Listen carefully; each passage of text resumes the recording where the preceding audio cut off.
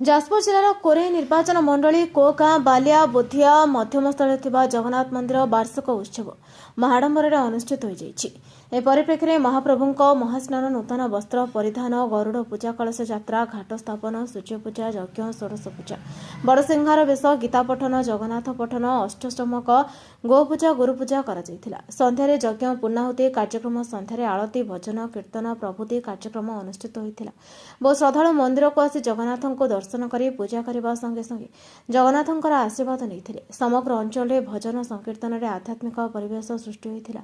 ପ୍ରସାଦ ସେବନ ବ୍ୟବସ୍ଥା କରାଯାଇଥିଲା। 2000 ଊର୍ଦ୍ଧ୍ୱ ଭକ୍ତ ପ୍ରସାଦ ସେବନ କରିଥିଲେ। ଜଗନ୍ନାଥଙ୍କ କଳସକୁ ଏକ ବର୍ଣ୍ଣାଢ୍ୟ ଶୋଭାଯାତ୍ରାରେ ବିଭିନ୍ନ ବାଦ୍ୟ, ଘଣ୍ଟ, ଶଙ୍ଖ, ଜୟ ଜଗନ୍ନାଥ ଧ୍ୱନିରେ କଳସ ବିସର୍ଜନ କରାଯାଇଥିଲା। ଏ ଗ୍ରାମର ସମସ୍ତ ବୁଦ୍ଧିଜୀବୀ ଉପସ୍ଥିତ ଥିଲେ। ଭକ୍ତମାନେ ପବିତ୍ର ପୂଜା ଉତ୍ସବରେ ମନ୍ଦିର ପ୍ରାଙ୍ଗଣରେ ଉପସ୍ଥିତ ରହି ଜଗନ୍ନାଥଙ୍କ ଦୁର୍ଲଭ ଦର୍ଶନ ପୂର୍ବକ କୃପାଲାଭ କରିଥିଲେ। ମୁଖ୍ୟ କର୍ତ୍ତା ଭାବେ ପ୍ରଦ୍ୟୁମ୍ନ କୁମାର ବୋଇତାଇ, ତାଙ୍କ ସହଧର୍ମିଣୀ କବିତା ବୋଇତାଇ ବିଧି ଅନୁସାରେ ପୂଜା କରିଥିଲେ। ପୂଜକ ସୁରେନ୍ଦ୍ର କୁମାର ପଣ୍ଡା, ଚନ୍ଦ୍ରଶେଖର ପଣ୍ଡା, ଅଭିଜିତ ପଣ୍ଡା ଯଜ୍ଞ କାର୍ଯ୍ୟ ପରିଚାଳନା କରିଛନ୍ତି। ଉମାକାନ୍ତ ବେହେରା, ଉମାକାନ୍ତ କୁଅଁର, ରବୀନ୍ଦ୍ର ପଣ୍ଡା, ଗୋକୁଳାନନ୍ଦ ବେହେରା, ଶରତ ପଲେଇ, ଦିଲ୍ଲୀପ କୁମାର ପଣ୍ଡା ଓ ବିକାଶ କୁଅଁର କାର୍ଯ୍ୟକ୍ରମକୁ ପରିଚାଳନା କରିଥିଲା ବେଳେ ସମସ୍ତ ଗ୍ରାମବାସୀମାନେ ସହଯୋଗ କରିଥିଲେ।